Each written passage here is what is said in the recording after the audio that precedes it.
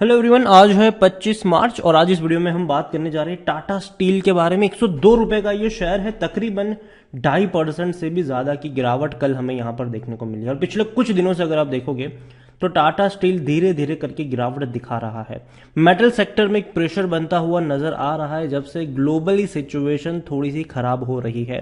Video में बातचीत करेंगे कि टाटा स्टील चल क्या रहा है, कंपनी में कौन कौन सी बड़ी अपडेट्स आई है और मैनेजमेंट की भी एक बड़ी कमेंट्री आई है जिसको लेकर भी इस वीडियो में हम बातचीत करेंगे। लेकिन उससे पहले अगर आपने अभी तक चैनल को सब्सक्राइब नहीं किया है तो प्लीज अभी इसे सब्सक्राइब कर लीजिए, क्योंकि आगे भी बहुत सारे वीडियोस हैं जो आपको काफी ज्यादा हेल्प करेंगे।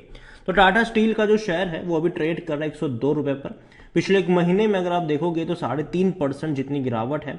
आप देखिए 103 रुपए से थोड़ा बहुत भागना शुरू किया, 108 तक गया, लेकिन अभी वापस गिरना शुरू हो चुका है और एक महीने के लोवेस्ट प्राइस पर ट्रेड कर रहा है। एक साल की भी अगर हम बात करेंगे तो पिछले एक साल में टाटा स्टील में अगर आप देखोगे तो 24% की गिरावट है। एक अच्छे लेवल पे था, 135 के आसपास था, वहां से गिरना शुरू हुआ और 85 रुपए तक गया। फिर दोबारा रफ्तार पकड़ी, 112 पर पहुंचा, उसके बाद वापस गिरावट आई, वापस 96 97 पे गया, वहां से फिर से तेजी पकड़ ली। अब वापस करेक्शन बन रहा है और करेक्शन शायद थोड़ा सा और गहरा सकता है आने वाले दौर में। यहां पर टाटा स्टील को लेकर अगर हम बात करने जाए तो इनका भैया एक मामला भी चल रहा था सुप्रीम कोर्ट में, और यहां पर मामला ये था कि सेबी ने इनके ऊपर पेनल्टी लगाई थी 2 लाख रुपयों की। ठीक है, अब इसको लेकर सुप्रीम कोर्ट ने ये जो अपील थी उसको डिसमिस कर दिया, ये कहते हुए कि भैया 2 लाख इसके लिए कोई केस नहीं बन रहा है। यहां पर अगर आप देखो तो Supreme Court on 24 March dismiss the security exchange board of India appeal against जो securities appeal tribunal ST setting aside a penalty of 2 lakh against Bhushan steel. Actually penalty लगी थी भूषण स्टील पर, जिसको बाद में टाटा स्टील ने खरीद लिया था।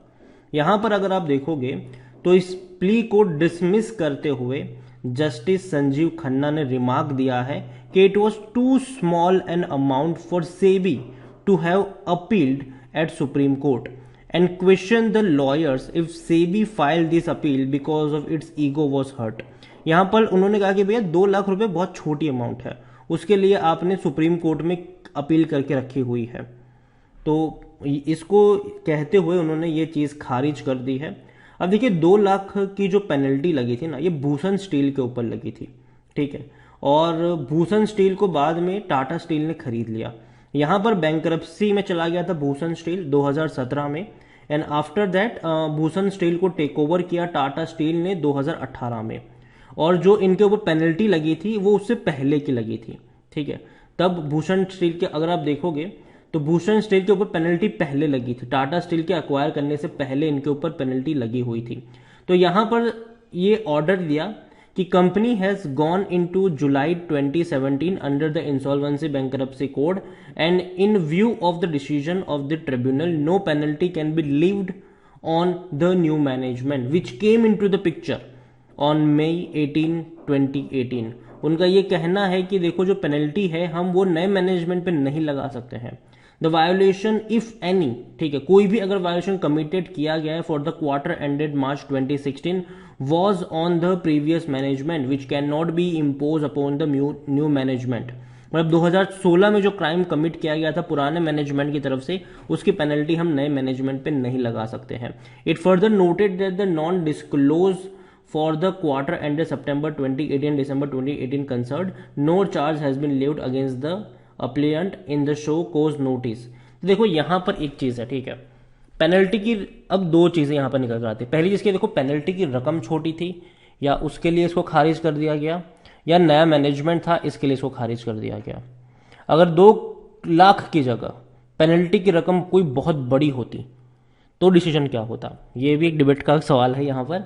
तो देखो यार सिंपल सी बात है, अच्छी बात, देखो 2 लाख कोई बड़ी रकम नहीं थी, लेकिन उसके लिए भी कोर्ट केस चल रहे थे, वो भी टाटा स्टील और सेबी के बीच में। बहुत बड़ी बात है ये। दूसरी बड़ी अपडेट आई है मैनेजमेंट से। टाटा स्टील के जो सीएफओ है उनकी तरफ से स्टेटमेंट आया है कि with China opening up lows of steel price may be behind us. मतलब जो कम प्राइस थे अब वो पीछे छूट गए हैं स्टील के, उनका ये कहना है। यहां पर अगर आप देखोगे तो उन्होंने CNBC TV 18 को ये कहा है the current state of steel market and what one can expect going forward.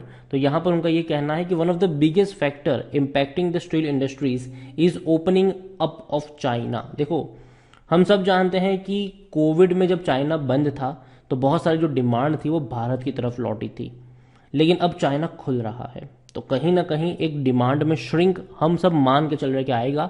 और यही वजह है कि अगर आप रेवेन्यू में कंपेयर करोगे ना तो गिरावट आई है।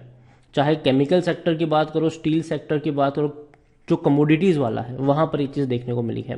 Last year we have lot of challenges both in India as well as globally, but as we see now with China opening up, US doing pretty good, we are in the time where the lows of steel price may be behind us। ऐसा उनका ये कहना है।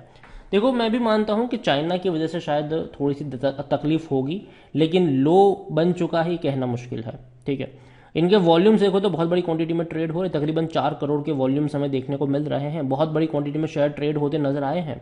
Company को लेकर अगर हम देखें तो 100% लोग कह रहे खरीदारी करो। देखो, मेरी बेचने की सलाह नहीं है टाटा स्टील में, लेकिन बात जहां तक खरीदारी को लेकर है, मुझे लगता है कि शायद ग्लोबली सिचुएशन उतनी ज़्यादा फेवरेबल नहीं है कि आप ये मान के चलो कि यहाँ से रॉकेट बन जाएगा। देखो, अभी बॉटम बना नहीं है और कहाँ बनेगा ये कोई नहीं जानता। देखो, स्टॉक मार्केट में कोई 100% प्रिडिक्ट नहीं कर सकता कि यहाँ पे बॉटम बन चुका है, यहाँ से भाग जाएगा। हम बस सपोर्ट कह सकते हैं कि यहाँ पर एक सपोर्ट है, अगर इस सपोर्ट को इंटैक्ट रखता है तो तेजी आएगी, लेकिन अगर नहीं रखता तो और ज़्यादा गिर जाएगा।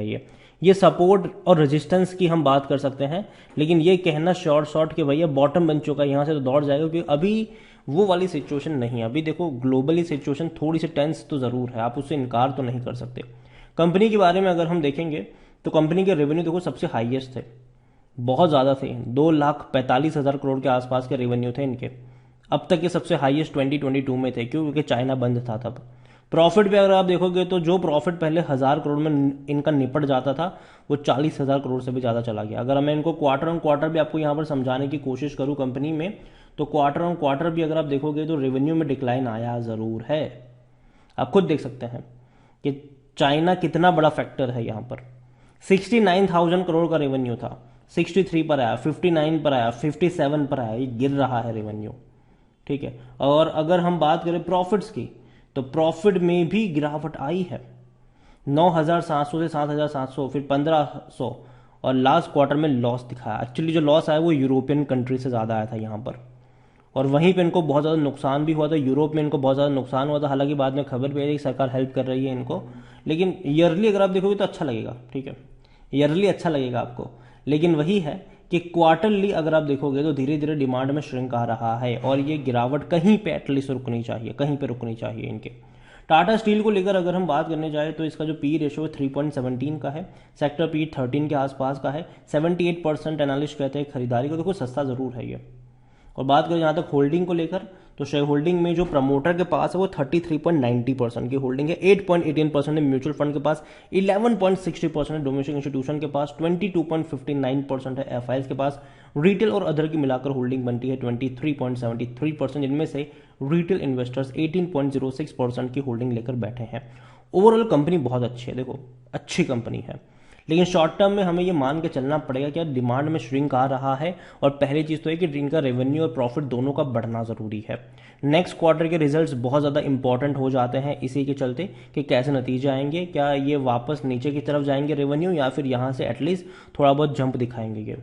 और यही वजह है कि मैं अभी को लेकर टाटा स्टील में, मैं ये नहीं कह रहा हूँ अग्रेसिव बाय को लेकर, लेकिन अगर 90 रुपये से 100 रुपये के बीच का जो रेंज है वो मुझे पसंद आता है बाइंग को लेकर।